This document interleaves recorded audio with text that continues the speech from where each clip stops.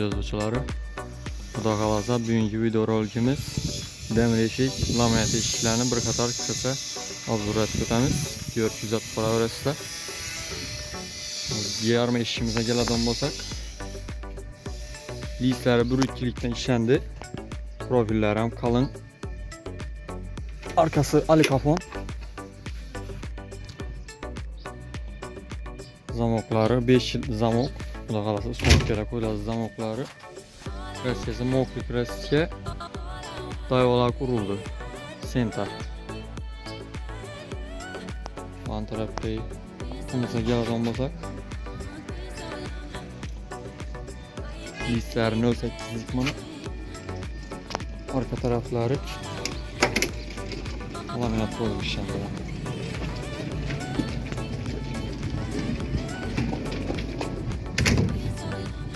Nal eshiklarına keladigan bo'lsak, 18lik nal eshiklar qo'yib, shoxona korona bo'lib ishlandi. Kuzatib boraverasizlar. Yerlarni ham o'zgacha bir dizayn berib ishlab berdik. Kuzatib boraverasizlar. Xudo xolasa ichanda ishlarlar yetib turibdina. Laminat eshiklarimiz bundayna o'ymalar ham ishlandı. 0.8lik kumush setrum ishlandı.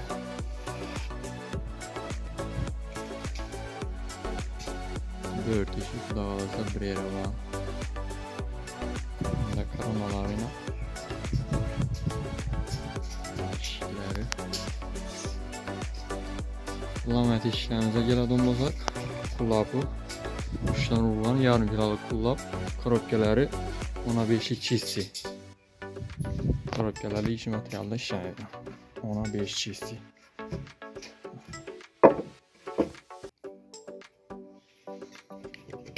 Bana siklar mı?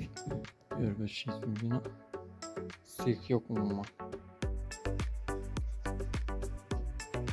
Zamoklar Xudo xolasa son şeyle qo'yiladi ulan. Əvəziniga. Bandam krasiyor çereyanları, iş çereyanları getirip Xudo xolasa.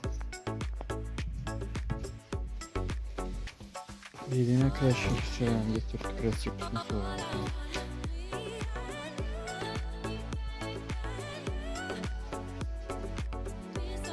Bandam laminat eshigimiz payına korobkalarcha tayyor bo'lib turibdi bu. Korobkalarni aytib o'tgandek, 5 chizsi 10 santim. Rezinkalar положение, çıkma rezinka ya. Çıkma rezinkalar işleniyor.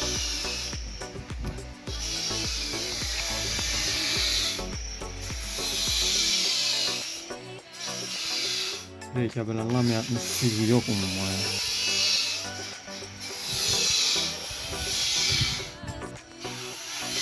Figuralarına her figurada işlep öğreniriz. Kataloglara karıp buradan alırsa.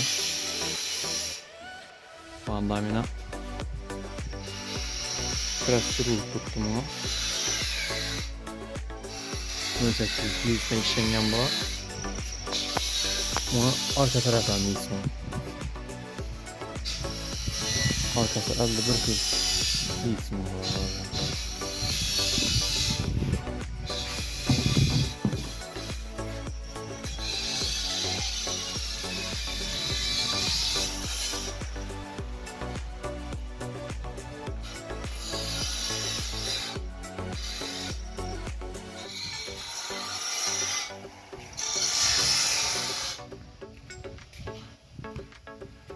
Bandam tiyar kaplarımız var.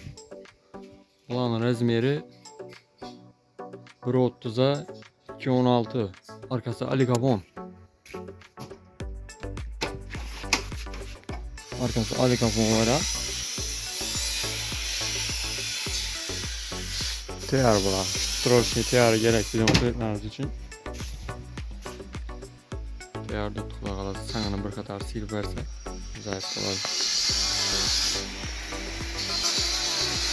Videorolikimiz şuradan ibaret edi. Görüşürüz. Para Kimə üçün ilginç sifətli işlə gərək olalım olsa ekranda telefon numaralarını koyamız. Buna görə də təvəkkül etsinlər.